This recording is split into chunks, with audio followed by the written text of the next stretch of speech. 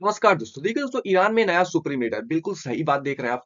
अब समझते हैं इस वीडियो में हम लोग बात करेंगे, क्या लिटरली किसी ने खमनई का गेम कर दिया है, क्या गेम बजा दिया है, क्या हुआ है, किस लिए आदमी चला गया, सब कुछ इस वीडियो में बात करेंगे। क्या इसके पीछे इजराइल तो नहीं, क्या कॉन्स्पिरेसी लिटरली है ना। बात करेंगे इस वीडियो में। वीडियो स्टार्ट करने से पहले मैं आपको बताऊं, आप हमारे व्हाट्सएप ग्रुप को ज्वाइन कीजिए, जहाँ पे मैं करंट अफेयर, न्यूज़पेपर, ये सारी चीजें भेजता रहता हूँ, ठीक है। आप हमारे इंस्टाग्राम को फॉलो कर सकते हैं, जहाँ पे मैं मीम्स, जियो पॉलिटिकल मीम्स आपको बहुत बेहतरीन लगेगा, और मैं क्विज भेजता रहता हूँ। चलिए वीडियो पे आते हैं। वीडियो में पहले आपको ये बताऊं, समरी के बारे में बता रहा हूं, क्या हम लोग बात करेंगे। बात हम लोग यही करेंगे, कूप क्या हुआ है, क्या लिटरली कूप हुआ है। 1953 में एक बार ऑलरेडी कूप हो चुका है ईरान के अंदर। क्या लिटरली ये आदमी कोमा के अंदर ही, अली खamenei फिर से ये कोमा के अंदर चला गया और डेड, क्या लिटरली मरा है या कोमा के अंदर गया। क्या कॉन्स्पिरेसी बन रही है इसके इर्द गिर्द, वो सारी बातें ये भी इस वीडियो में हम लोग करेंगे। चलिए वीडियो को स्टार्ट करते हैं। अभी देखिए, आपको बताऊं, इसका नाम है मोजबोत खमेनी, ठीक है। ये है अली खमेनी। ये दो, अली खमेनी का ये सेकंड बेटा है, दूसरा नंबर। और ये है इब्राहिम रईसी, प्रेसिडेंट, एक्स प्रेसिडेंट, ठीक है।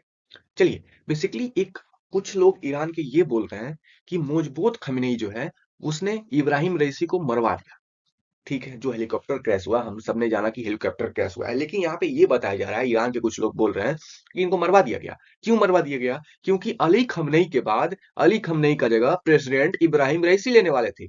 और ये मजबूत खamenei नहीं चाहता था कि हमारा जगह कोई और ले। यहाँ पे ये नेपोटिज्म का गेम है, बात समझिएगा। और फिर अली खamenei तो रिटायर होने वाले थे वैसे, ऑब्वियसली 85 साल के हो गए, अब कितना दिन सर्व करेंगे, कितना दिन ईरान के लोगों पर अत्याचार करेंगे। हाँ, अब देखिए, जो मजबूत खamenei है वो चाहता था कि हम इनका जगह लें, प्रेसिडेंट प्रेसिडेंट हम नहीं बनेंगे। ऐसा ये भी था कि मजबूत खamenei प्रेसिडेंट बनता और इब्राहिम रईसी सुप्रीम लीडर बनते, तो ये चाहता है कि नहीं, हमको सुप्रीम लीडर बनना है, हम प्रेसिडेंट नहीं बनेंगे, और इसी वजह से मजबूत खamenei ने इनको मरवा दिया। और तो और देखिए, जो इनके ऊपर जांच कमेटी बैठी, वो जांच कमेटी सिर्फ 72 घंटे के अंदर रिपोर्ट दे देती है। आप एक सिटिंग प्रेसिडेंट मरा हुआ है आपके देश का, आपके देश का फॉरेन मिनिस्टर मरा हुआ है, और एक गवर्नर मर जाता है, और आप फिर बोलते हैं कि 72 घंटे के अंदर आप रिपोर्ट देते हैं, और सीधे बोलते हैं कि यहाँ पे वेदर का। कुछ लोग ये भी बोलते हैं कि पेजर अटैक हुआ था। तो बहुत सारी कॉन्स्पिरेसी है, लेकिन ईरान के कुछ लोग इस पे भी बिलीव करते हैं कि मजबूत खamenei ने प्रेसिडेंट इब्राहिम रईसी को मरवाया है। और वहां की बातें सामने इसलिए नहीं आती है ना, क्योंकि बेसिकली वहां की मीडिया को पूरी तरीके से सुप्रीम लीडर कंट्रोल करता है। वहां पे प्रोटेस्ट को कुछ पता ही नहीं चल रहा है, और पूरी मीडिया में बस अली खamenei ही रहेगा। समझ रहे हैं? तो इस लेवल का वहां पे दबदबा है मीडिया के ऊपर इसका। आप समझते हैं ये न्यूज में क्यों है? बेसिकली न्यूज में इसलिए है क्योंकि अभी जो वाइनेट न्यूज है, इसराइल की न्यूज मीडिया है, वो बोल रही है कि वो बहुत बड़ा बीमारी से गुजरा है। कौन झेल रहा है? अली खamenei बहुत बड़ा बीमारी से जूझ रहा है। और ये भी रिपोर्ट आ रही है कि या तो ये कोमा में है और या मर चुका है, ठीक है। ये कंफर्म नहीं है। आप देखिए, फिर एक फोटो वायरल होने लगा। ये जो फोटो है, ये फोटो अभी का फोटो नहीं है। बेसिकली आप यहाँ पे इब्राहिम रईसी को देख सकते हैं, जो पुराने प्रेसिडेंट थे। तो ये जो फोटोज है, ये 2014 की फोटो है। तो ये फोटो अभी की नहीं है। समझ गए आप लोग? तो ये फोटो पर विश्वास मत करिएगा, ठीक है। तो आप समझते हैं अब नया क्या है। वो तो हो गया कि वहां पे मीडिया कंट्रोल करती है, वहां की बातें को बाहर आए नहीं चलती है, किसी को पता नहीं कि आदमी मरा है या बीमार है, कुछ पता नहीं है। अब न्यूज में क्या आया, ईरान की मीडिया क्या निकाल रही है? ईरान की मीडिया ये निकाल रही है कि सेकंड सन, जो मोजतबा खamenei है, यही आदमी जो इब्राहिम रईसी को मारवाया, ईरान के लोग बोलते हैं, ये आदमी को चूज कर लिया गया है the supreme leader of Iran, Ali Khamenei के बाद, ठीक है, सक्सेसर ऑफ अली खamenei।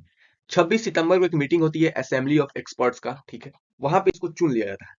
आप समझते हैं ये पोस्ट के बारे में थोड़ा, और कैसे चूज किया जाता है। ये पोस्ट को बेसिकली 1979 में बनाया गया था, जब ईरान के अंदर इस्लामिक रिवॉल्यूशन आया, ठीक है। और तब से ईरान डाउनफॉल में ही, आप सभी को पता ही है। देखिए, 26 सितंबर को एक मीटिंग होती है, 60 member of Iran assembly of expert, Ali Khamenei के ऑर्डर पे ये बैठते हैं।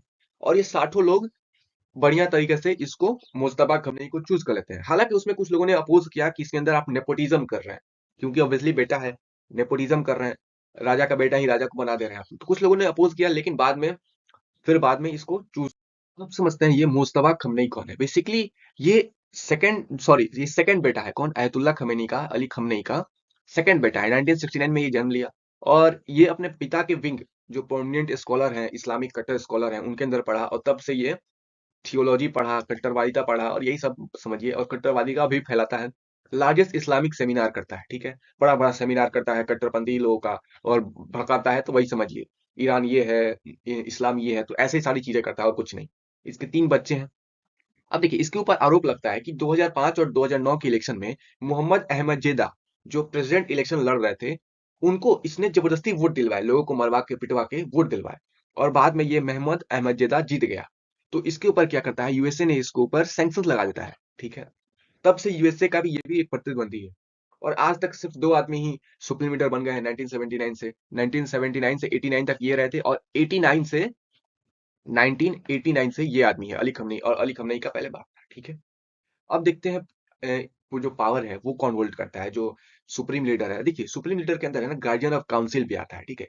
अब ये वही गार्जियन ऑफ काउंसिल है जिसको कौन अपॉइंट करता है, सुप्रीम लीडर। और सुप्रीम लीडर को ये जो चुनते हैं तो समझिए इनडायरेक्ट है, ये आदमी उसी को बैठा दिया, वही इसको चूज कर लिया, तो एक तरीके से नेपोटिज्म सीन वही है। और देखिए 8 साल में है ना, हर 8 साल में सुप्रीम लीडर का चुनाव होता है ईरान के अंदर।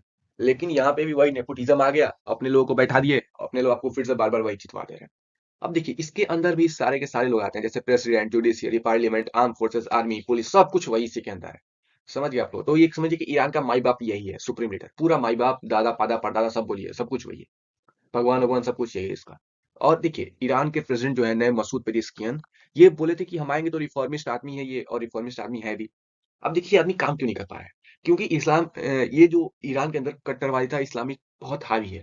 अब ये लोग चाहते नहीं है कि प्रेसिडेंट काम करे, और प्रेसिडेंट किसके अंडर है, सुप्रीम लीडर का। सुप्रीम लीडर जो बोलेगा प्रेसिडेंट वही करेगा। तो यही बात है। तो ईरान अभी और डिच होगा कुछ पता नहीं है, और इसका डिचिंग प्रोसेस आएगा, डॉलर गिरेगा, पैसा गिरेगा, देश गिरेगा, कुछ पता नहीं है कुछ। अब देखिए आपको मैं फिर से बता रहा हूँ, इसके ऊपर ऑलरेडी सैंक्शन लगा पड़ा है जो मुस्तफा खमेनी के अंदर। और ये जो सुप्रीम लीडर बनता है, तो अभी देखिए ट्रम्प का स्टेटमेंट आया था 18 नवंबर की, ट्रम्प प्लान कर रहे हैं कि ईरान को हम बैंकरप्ट कर दें पूरी तरीके से। आपको बताऊं जब ट्रम्प 2019 में थे, तो इन्होंने ऐसा ऐसा सैंक्शन लगाया कि ईरान की करेंसी चेंज करनी पड़ी। समझ गए आप लोग, करेंसी ही चेंज कर दे रहा है। तो अभी क्या होगा कुछ पता नहीं है, इसके आने से क्या होगा, क्या तबाही मचेगा ईरान के अंदर, क्या चीजें होगी। और ये सारी चीजें इतनी सीक्रेट हुई है ना कि ईरान के लोगों को कुछ पता ही नहीं चला। अभी जो न्यूज आर्टिकल आ रही है तो पता चल रहा है। अब ये सारी चीजें इतनी सीक्रेट क्यों है, क्योंकि वहां पे प्रोटेस्ट नहीं हो जाए। और ईरान क्या चाहता है कि अभी अभी हाल ही में इसराइल के साथ टेंशन है, तो यहाँ पे प्रोटेस्ट नहीं हो। और आपको बताऊं इसमें इसराइल का कोई इन्वॉल्वमेंट नहीं है। मैं फिर से बताऊं, इसराइल का नो इन्वॉल्वमेंट। इसराइल इसके अंदर कुछ है ही नहीं। मतलब इसके अंदर ये अली खमनेई को मारने या कुछ सिनेरियो का कुछ पता नहीं है बस। लेकिन हाँ, इसराइल अभी इन सभी चीजों से दूर है। बात करें इसकी तो इसके लिए बहुत टफ होने वाला है, सत्ता चलाना बहुत टफ होने वाला है। ऊपर से पूरी दुनिया का प्रेशर है ईरान के ऊपर। उम्मीद है ये सारा वीडियो आपको समझ में आएगा। समझ में तो शेयर सब्सक्राइब करें। जय हिंद।